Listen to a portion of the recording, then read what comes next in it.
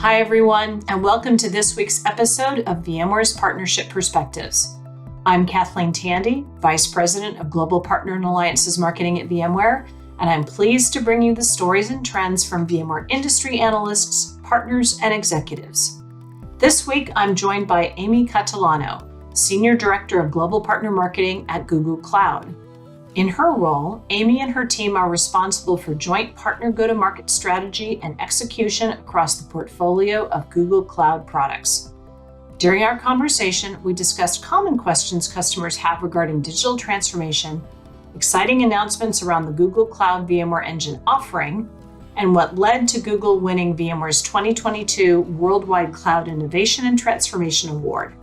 Enjoy the full conversation now.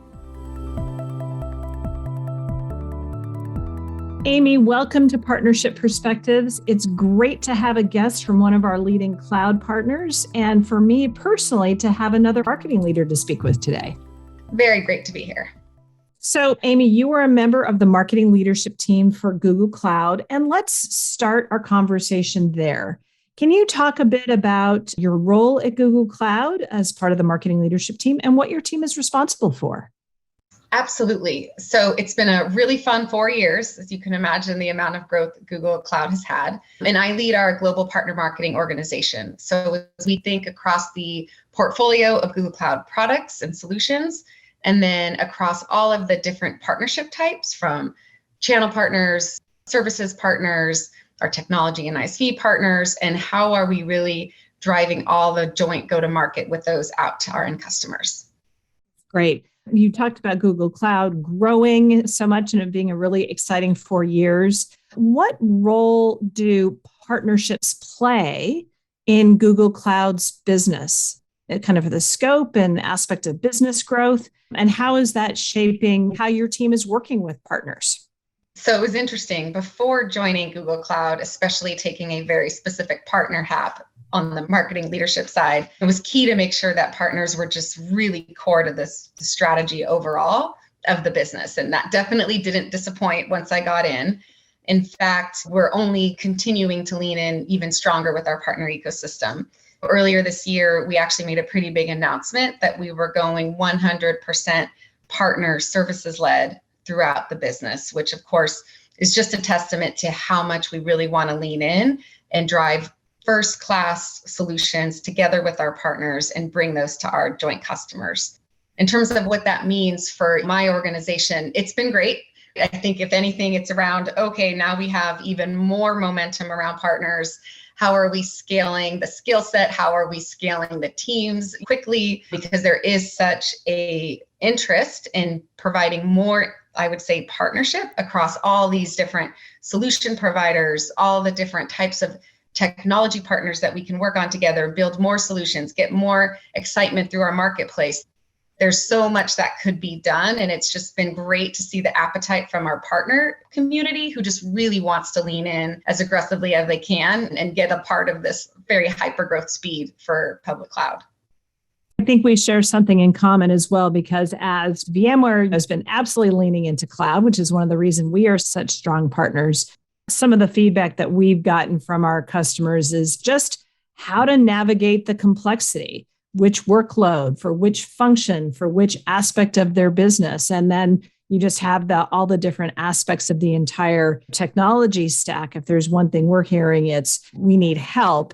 And we certainly agree that there's no better large group of people and companies to be able to help those customers than partners who are on the forefront and have that knowledge and expertise across also heterogeneous multiple environments to be able to know how best that works for them. So I'm sure you speak with many customers and partners on a daily basis. Does that map with what you are hearing from them? And what else are you hearing about from them around their either challenges or concerns or questions overall around digital transformation in the cloud? So it's interesting. There's both the customer perspective and what kind of questions are we getting from the customers and how are we answering those? And then there's the hot questions we're getting our partners on how we can help and support them the most to help answer those questions and to meet that demand. So I'll start with the first one around like, what are the questions that we're continuing to get from customers? So there's kind of these 5 big questions that are coming to the forefront. So one is customers are really interested in, can you please help me understand how to best use our data? How are we creating the best solutions for our end customers, becoming smarter, making better decisions? The second question is around really optimizing this best technology infrastructure. So this is where we work with our partners and we really get together and think about how are we giving customers the freedom to run apps where they need them with open, hybrid, and multi-cloud solutions. Third, we get a lot of questions about creating the best hybrid workplace. As you can imagine, especially with COVID, this continues to be a super hot topic. And so how do we, together with our partners, think about how we can help companies really transform how their people connect, create, collaborate with each other, and so forth. Fourth, we really dive deep on security in general. Customers are constantly asking, how do we know our data systems and users are secure? And this is where, together with I would say all the different technology and ISV solutions that we have, plus as we're building these together with our solution provider partners, how are we protecting most important elements for our customers' data and users with the very best security solutions and tools? Before 5, you just had some recent announcements in the whole security space with an acquisition and leading with some big announcements. Can you just share a quick update on that? So we have had a series of acquisition announcements in the security space recently. The most recent is around Mandiant, which is pretty exciting. We're teaming together with them. We have worked with them a little bit as a partner. We are very excited for the possibilities of what could come, assuming that an acquisition does go through. So number 5 is super hot. It's just customers really curious. How are we addressing the most important challenges facing the world at large? And we have a super powerful sustainability story. And again, similar to our security focus, there's a collection of really great technology partners where we have solutions that we work with, plus how are we teaming with the broad set of resell and solution providers around just really ambitious sustainability goals that our customers have, and how are we helping them achieve that? So those are the big questions your customers are asking. How are they the same or different from your partners? So if I were to think about the top questions that our partners have, so one of them is something that we've known is tricky, which is the demand for Google Cloud is coming at a really fast pace. And so for us, it's how are we closing the talent gap? Google Cloud trained professional is the highest paid technical practitioner out there. And part of it is the demand is really high. And so I would say one of the most common questions is, Google, this is great. How are you helping me with training, with certifications, with getting the pool even larger for more of this talent to help meet a lot of the solution and services opportunities out there? I would say that's probably one of the top questions. As you can imagine, we also have things like partner advisory councils. We have our annual surveys. It's always great to get the collective interest. It feels like we've definitely crossed that chasm of partners fully believing in where we're going from having the right technology plus the go-to-market support. So now it's really about scale and closing that last gap, which is how are we getting more and more trained professionals available? It's a tough time from having been with VMware for a long time and seeing the growth of software-defined networking and software-defined storage and always on these new areas of the market. Anytime there's something new, there's this period of time where there are a core number of people with that expertise, and scaling and training is always at the forefront. And you'd have that problem anyway, but I'm sure it's exacerbated by the fact that it seems like everybody is looking for technical talent. There's a war on talent everywhere. So it's got to be particularly challenging both for your organization as well as for your partners to figure out how do we get enough people knowledgeable to work with the appetite that customers have. Exactly. Well, looking forward to hearing how you help your partners do that and scale that. And it sounds like a great problem to have and a great problem to be able to work with partners who want to be able to learn and know about what you're doing. People don't know, I did want to extend a big congratulations to you and Google Cloud because you guys were this year's VMware's 2022 Worldwide Cloud Innovation and Transformation Award winners. We got to recognize some of your executives at our Partner Leadership Summit last April. But I wanted to take this moment and congratulate you as well and let people know that we were so happy to recognize Google Cloud with this award. This recognized Google for combining next-gen technologies with VMware cross-cloud services to accelerate customers' digital transformations. And I'm curious, what does this award mean for you? I mean, as the person who's marketing with partners, but also for the rest of the Google Cloud business. Yeah, this was an exciting moment. So first, a humble thank you. We completely appreciate the honor of receiving this award. It definitely made lots of noise throughout the whole organization, and I saw social light up as well. But yeah, this is really a validation, a value we're delivering to customers. So many of them are just thinking about their digital transformation journey. And this award and how and why we won the award is just a testament to that. We see many of these large transformation deals just have a significant portion based on VMware workloads. And so this award just shows that strong partnership where we're really delivering the best of Google and VMware for these customers. It's not without a lot of momentum. So we launched the Google Cloud VMware Engine about 2 years ago to really accelerate these customer migrations. And now it's one of the fastest growing VMware cloud offerings we see in the market. And so if you're not already familiar with it, Google Cloud VMware Engine allows us to really meet the customer where they are in this journey and just migrate those workloads as is to Google Cloud. And so we're just very excited, really appreciative of the award. So thank you. You're welcome. And you mentioned that it's a great example of the value being delivered to customers. And I do want people to know that all the awards that we give to our partners are based on actual customer stories, actual instances. In fact, it's like an essay on providing a use case with real true stories and examples. So they were some really compelling stories that your team provided about the impact that they delivered for some amazing customers and helping them with their digital transformation. So really exciting to recognize you and really excited about the growth we've seen around this joint solution. And we continue to take it to the next level. So you mentioned, right, we announced this about 2 years ago. So we have about 2 years under our belt, but we're not standing still. We continue to innovate around that solution.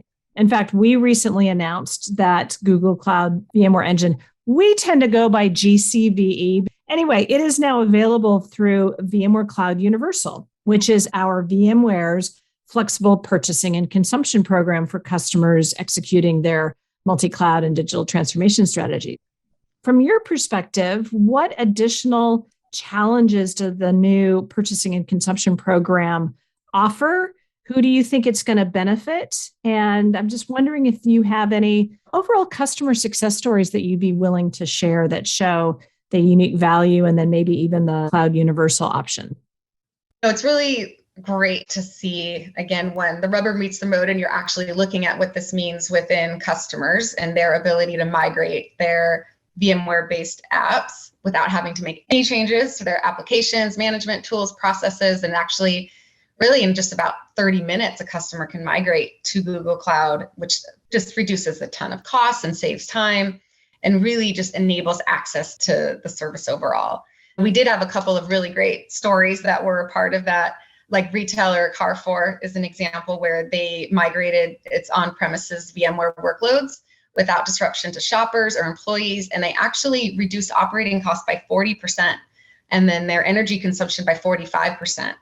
And once in the cloud, they were really able to leverage the data and AI to deliver innovative customer experiences across both online and in-store channels.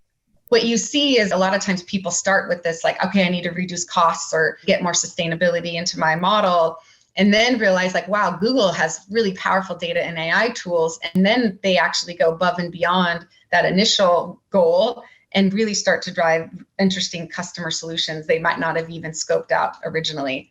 There's one more, which is a great one, which is with telecom provider Mitel, where they migrated thousands of VMware instances across 30 data centers to Google Cloud in less than 90 days. And so most of this migration activity was happening during off hours across just a couple of weekends. And this helped them achieve really amazing increased stability, scale, and the security that they were looking for their customers. So yes, we are seeing customer story after customer story of just the amount of impact this is having on their business. And yes, it's awesome, right, that we're now a part of the Cloud Universal program. And this is really great because it's definitely allowing us to, I would say, streamline now the go-to-market even further. And so like our mutual channel partners can now sell GCV, where customers can now choose to transact with Google, VMware partners. Everything becomes really flexible from a purchasing standpoint and potentially using credits for a variety of services. Some of the benefits we're actually seeing on this include an average of 38% reduced TCO while really benefiting from highly performant infrastructure. So overall, this is just a win-win. Everybody's excited about. We now have the service available in 13 regions around the world today, and we're just constantly expanding to meeting this tremendous demand that we're seeing. That's really exciting. I love the example of Carrefour because retailers are, I think, a really, really great use case where they're always operating on razor thin margins. So anything that they can do to lower operating costs are going to have such a tremendous impact for them on the bottom line. So when you share data like being able to lower operating costs by 40%, huge bottom line business impact, not just operations impact, not just IT impact, but really helpful for their business. And I think one of the areas where we've seen the Google Cloud offering really stand out and kind of its key differentiation absolutely is connected to the data and I kind of roots of Google and with the real expertise there. And I think that's another great use case because the customer and the data insight and being able to understand customer trends to be able to optimize inventories and purchasing experience, I'm sure further helps manage not only costs, but it's also, again, about delivering a better customer experience and differentiating them. So I love these stories because it really shows that technology is just not about the back room, right? It's not about the rooms where all the servers are stored. It's out being front with customers and making true business impact. So love those stories and how fast those transitions are happening and how just you're reducing whether there was any friction with the partners and all the different buying motions just to make it easier and accessible for everybody. Love those stories, just great stories all around. And it does sound like a win for everybody, as you were saying. We are another kind of first or a new item for Google Cloud this year is that for the first time ever, Google Cloud is going to be a top global diamond sponsor for our annual conference, which people for years have known and loved as VMworld, but we turned a new page. And it's now, for those who haven't gotten the memo, VMware Explore, as we're exploring the world of multi-cloud and apps together. But Google's absolutely been a sponsor in a Google Cloud and a sponsor and a participant because we've been close partners for a number of years. But this is the first year that you guys have decided to go big and come with us at the top level. Why has this event grown so much in importance for you? And why do you see it as meriting coming in at the top level for you? So first, I'll start with the personal side, which is, hopefully I'm allowed to say this, I have always found VMworld, now VMware Explore, to be one of my most favorite conferences every year. I feel like it's a reunion every time I walk through the show floor. I think it's just being in this industry for 20 plus years, so many familiar faces, and it definitely feels like the place where people connect and get together. And so that's my personal experience. That was not the only reason why we decided to lean in a bigger way here. When we talk about just this market opportunity at large, this is the conference where we're going to have the right customers, prospective customers, we're going to have the right partners. And it's just a really great moment in time to connect everybody together. And so that's why we're really leaning in and thinking about overall experiences and content and demos and labs. And there's a lot of effort that goes into this and harnessing the fact that VMware has always done a phenomenal job at getting a great audience to this event. So we're just really happy to be a part of it as a big pillar moment for the partnership. Well, that's great. We are so excited that you guys are going to be there in an even bigger way than you've ever been before. We are very much looking forward to Explore being everything about cloud and the multi-cloud and helping customers navigate all the different options and explore it and really have an industry-wide conversation around the transformation we're seeing daily, and really excited to showcase our leading cloud partners. We've talked about the amazing growth of Google Cloud and Google Cloud VMware Engine, and we're really excited to get to showcase that and all the great customer stories, even more customer stories. I know you guys will be able to share at the conference. So really, really looking forward to it. And for everybody, they can mark their calendars. In the US, it'll be in San Francisco the last week of August. And then also in Europe, in Barcelona. And this year, we've added locations in Brazil for the first time ever, and then China and Japan, because this truly is a global conversation. And as you mentioned, Google Cloud VMware Engine is available in 13 locations worldwide, and I'm sure that's planning to grow. So it really is a global conversation too. We talked earlier about the 5 questions that customers are asking around digital transformation. One of the areas that we end up increasingly are talking to our customers around is not just from core IT, but increasingly line of business leaders are leaning in and making decisions around how they want to use technology for their businesses. And we're doing it more from a sales side to be able to just connect with our customers more. I wanted to get your perspective as a marketing line of business leader and as someone who has had a really strong career in technology. You've been at Pure Storage, ZenSource to Citrix, IBM, Hallmark, a number of technology companies across different fields. How have you seen, when you think about it from just the marketing function and a line of business leader, how do you see digital transformation shaping how you are leading your function, the decisions that you're making, and how has that changed over the last few years in a way that all companies and all company leaders should be thinking about as they're investing in technology?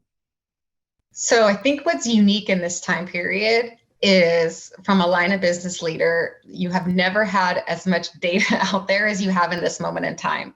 And you would think it would be super easy to just harness it all, digest it, synthesize it, and report out in a way to make meaningful business decisions. The reality is much easier said than done. Even in marketing, when we're thinking about, ultimately our goal is finding the right person at the right moment and getting the exact right message that will help them solve a problem. If I were to summarize the existence and purpose and life of a marketer. And so the ability to have the data and able to make that happen is key. And you can translate that into a sales leader. You can translate that into so many other functions of just really making that perfect match between a buyer and a solution. I think what we really need to do is we have to find a way to get creative to close that gap of complexity. And that's really where I think our solution provider partners come to play. They live and breathe thinking about how I'm solving the biggest business challenges for the consumers of technology and what are the latest tools and resources that could be available to them. And so that's why it is fun working at Google, where we have a plethora of access to this information, as I'm sure there's all kinds of third-party and first-party solutions out there with other technology providers as well. I know Looker was one of our acquisitions that was also great in terms of harnessing and leveraging insights from data. But really, that's what I think every line of business leader is thinking about. Data. How do I understand it? What changes can I make in my offering as a result of it? And then how do I get it out to that buyer at the right moment and the right time with the right story? I think the other aspect of that is, how are we using technology, the transition from perpetual license to sub and SaaS? I don't know if this is as much of a transformation for Google Cloud, because I think you've always been at the forefront. You haven't had to go through that transformation, but we've definitely seen that change as well affect a lot of companies and customers in terms of how they want to buy. Everyone wants to stream and rent versus own.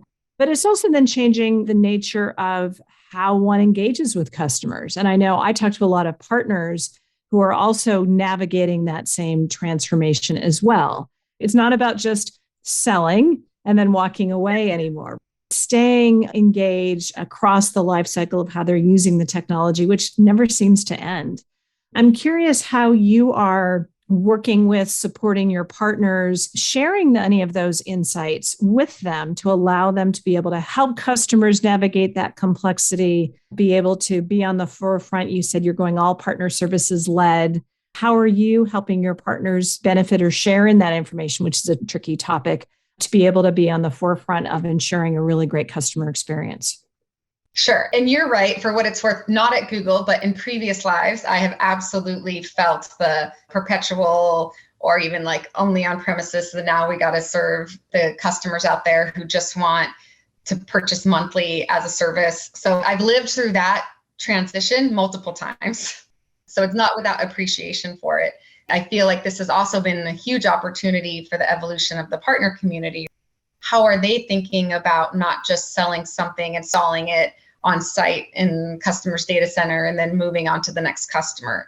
It really is this relationship around how are we solving a problem up front, and how are we evolving the ability to really transform that customer using digital solutions that probably didn't exist even 3, 5, 10 years ago.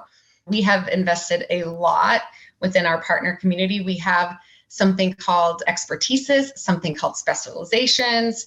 I won't give the whole partner program playbook, but we invest deeply in giving partners not only the resources to really understand how to harness this, then we give them the ability to then differentiate themselves to our customers based on not like, oh, here's your tiered level, your top, medium, or lower partner type, but I have a specialization in data analytics.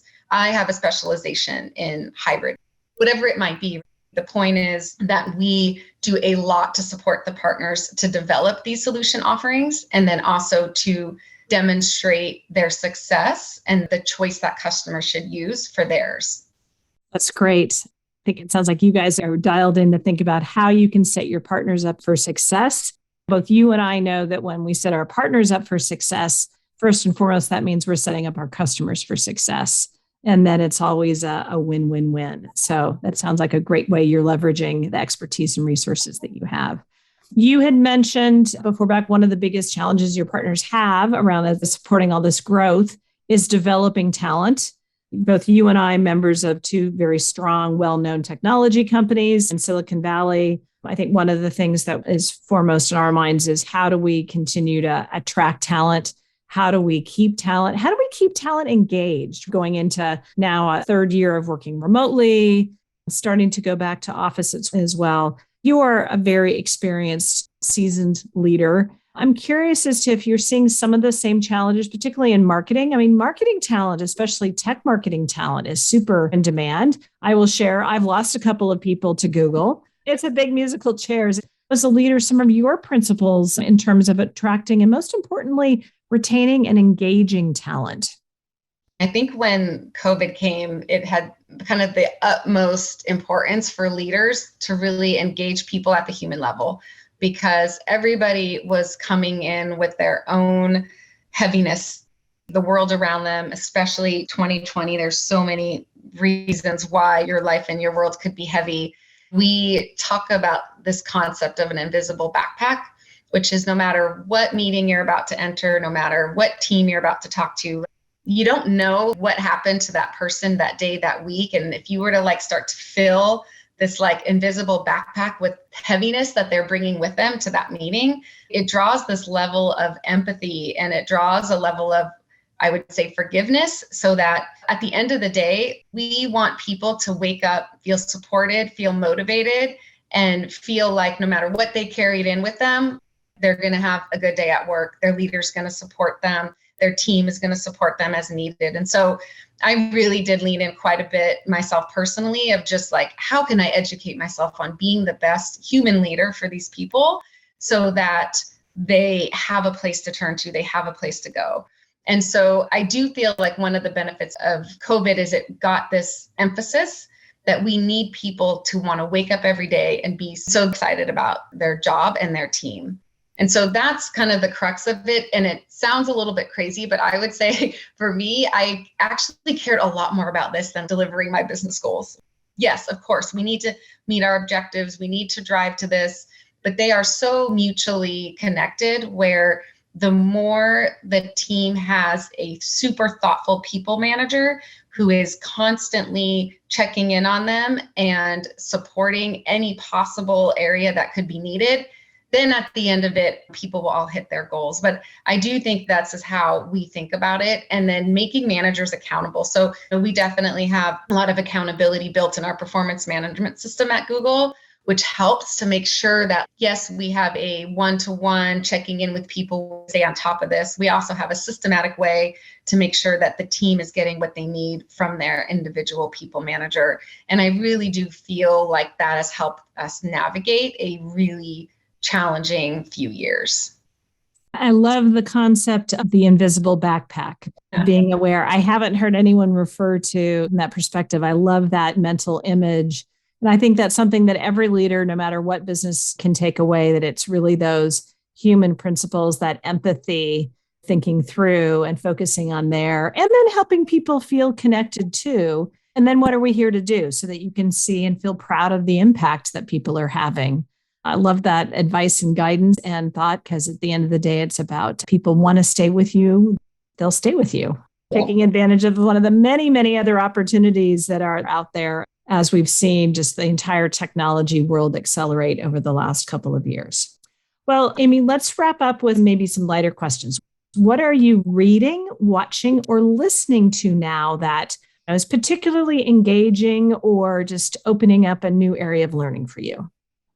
So this is going to be embarrassing, but I am one of those working moms, 11 and 13-year-olds. Every free moment I'm not working is watching youth sports. And so I literally don't know how to turn on or use my television. And the latest book, I did actually read a book in the last 2 weeks because I was on a plane and it was for business. So a business trip. A business trip, right? So it's interesting. Like for me, I feel like I find a lot of inspiration and learning from other people. And then also taking advantage of, if there's ever an opportunity where somebody is offering a training. I'm on the capital G go-to-market advisory board. This is the Google VC fund. And there was an optional training on understanding corporate and private equity boards. I'm like, oh, I want to learn about that. It was a 2-hour a day for 4-day commitment, but it really helped me learn something that I didn't know as much about, and knowing in the future I was really interested in that. I took advantage of it. And so for me, it's really about being opportunistic when training or learning opportunities come my way and jumping on it. And then one day, sometime in the future, I will really enjoy watching television shows and reading fiction books again.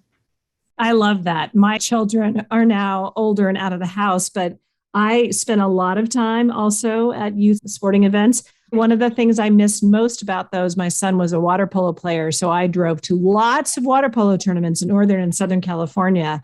But I will tell you, that is how I got all of my popular music education. My son would run the playlist and run the Spotify list. So I got always once he checked and said, Mom, can you handle this and these lyrics? But anyway, I got my education on popular music, and I don't get that anymore. I miss that, although he curates a Spotify playlist for me. So I can make a comment on listening to. So one of the things I love, and Google has YouTube Music that I use, is the fact that we can do these radio stations now. And so Dermot Kennedy is an artist that I totally love. And whether I am doing something around the house or I run every day, so doing something athletic, just the ability to put on a radio station and get curated music that's like in the tone of what I'm looking for, I am such a big fan. And so kudos to, we were talking about like all the advancements that analytics and things have made for us. The ability for computers to create playlists that they know we will love is for sure something that I am very appreciative of. I love that example. I'll have to check that out. We are right now starting to see some economic challenges that we haven't seen for a while. Raising interest rates, people are concerned about inflation, just as we absorb a lot of the growth, frankly, from a couple of years we've navigated through the pandemic and before. As someone who has been through across a number of different companies and had some perspective over their career, what advice would you give people at the earlier stages of their career who maybe are going through this kind of phase, these economic cycles for the first time, and maybe are stressing a little bit over it? I completely remember the very first time this happened, and I was at a super hot startup called Interwoven. And I joined in the heyday. Everybody was a 25-year-old millionaire, that type of environment. And then all of a sudden, like everything crashed, right? And having to live through restructuring and this and that. First of all, I think that was the most extreme moment. I think it was 2000, right? And everything since then has felt like a blimp, if anything. And I think it's important to just keep perspective. So for one, this is just the way the industry works. It's typical that there's going to be moments where everything is faster, hire faster, spend more. And then there's going to be moments where like, okay, we really need to think about cost cutting and are we being the most efficient with our dollars? So there's just this ebb and flows of underlying themes. And it's just, once you've had one cycle of it, it just starts to feel natural and normal. The second thing I do want to give to anybody that's like earlier in career, it's never a bad idea to just lean in and differentiate yourself. And so I've done a lot of women in tech conversations with teams, and especially in this topic, when I get that question, this is where a earlier in career person, like helping to find new opportunities within your own company could be really helpful. And so my story is I was at IBM, but was like office after office, closed doors, long hallways, nobody knew anybody. And I was a pretty social person, like, this is crazy. I don't know any of my coworkers. And I went to the director of the group and I said, it'd be really great because we have to rely on each other to do our job, but nobody knows anybody. Can I start a social committee? He gave me budget. I literally did a monthly birthday cupcakes after lunch, plus potlucks and things for holidays. And just that small, tiny gesture, 3 months later, I've got it paired up with an executive mentor, and I'm on some kind of like executive program for younger and career talent. And to me, it's just an example of find a solution that people don't even realize is a problem. And then that helps you kind of stand out, and that helps you explore other things that you might be interested in for future roles. And it might help you if any companies that you have are thinking about where's that most kind of proactive leaning in younger talent and what could they do next. I also love that example because I think it's always a good idea to make connections, build relationships, which for those of us who have had more years in this industry know that that's the richness of it and provides opportunities and also can be fantastic resources for you to help try new ways to solve problems. So love that example. Last question, Aimee. What is the best advice you've ever received, either professionally or personally? Okay, so this was actually as recent as 2 months ago. I am in a women's leadership group called Chief. There's a cohort. I am too. Are you too? Okay. Yes. And we were having one of our 2-hour sessions, and we kind of got really deep on how heavy the world is. What are the things that we need to be driving? And we started to talk about problem solving, and there was this whole conversation around progress over perfection. And especially I feel with, I would say all leaders, but especially women leaders who you can read the studies. I think there was a little bit of extra self-inflicted, but a little bit of extra pressure we put on ourselves during COVID and being the morale and the support for the team. And so here we are, especially at our level where we're not the most senior level, but we're not middle management, and you're sitting there and you're expected to hit these super high goals, but yet you have to make sure the well-being is high and the morale is high and people aren't overworked. And so it was really hard to balance this time period, plus the home obligations, especially that first 6+ months when you're like teacher and you're cook and you're every hat under the sun. And so there's just all this pressure we tend to put on ourselves. And the fact that we just need to actually give each other grace, ourselves grace. And then it was so funny because we had this phrase, progress over perfection is so key. Nobody's perfect. We're constantly learning and growing, and we need to have that growth mindset, not just to get better, but to just be happy where we are and to live in the moment with all that grace and all that joy that we can. And then what was really funny is that was in a breakout discussion. And then we got back to the main group where we recited back out what the different breakouts said. And no joke, the facilitator of our Chief cohort had the sign progress over perfection on her desk and held it up. And it was just one of those serendipitous moments of like, okay, be something that is the best kind of advice and just principles to think about constantly with your professional and personal lives. I'm going to write that down, progress over perfection. And I'm going to put that next to the concept of the invisible backpack that everybody is carrying with them and being mindful of that. Well, Aimee, thank you so much for joining today. I've loved to get your perspective around the fantastic growth that's happening with Google Cloud, our strong and fantastic partnership between Google Cloud and VMware. So excited to see you guys as the Global Diamond sponsors and Explore, and can't wait to see your presence there and hear about what's in store next for our partnership together. Awesome. Thank you so much, Kathleen. This was great. And we're back. I hope you enjoyed this conversation with Aimee. I really enjoyed discussing the innovative offerings Google Cloud and VMware are delivering to customers on their digital transformation journeys. To stay looped in on the latest Google Cloud and VMware news, be sure to register for VMware Explorer 2022, where Google Cloud will join us as a Global Diamond sponsor. To learn more about VMware, please visit VMware.com. To connect with Aimee, you can find her on LinkedIn or on Twitter at Aimee Catalano. Thank you for joining me on this episode today. Remember to subscribe, follow, and review VMware Partnership Perspectives podcast from your streaming platform of choice. For more information on VMware's partner programs, please visit Partner Executive Edge on VMware.com. I'm Kathleen Tandy. Thank you for listening, and I hope you'll join us next time.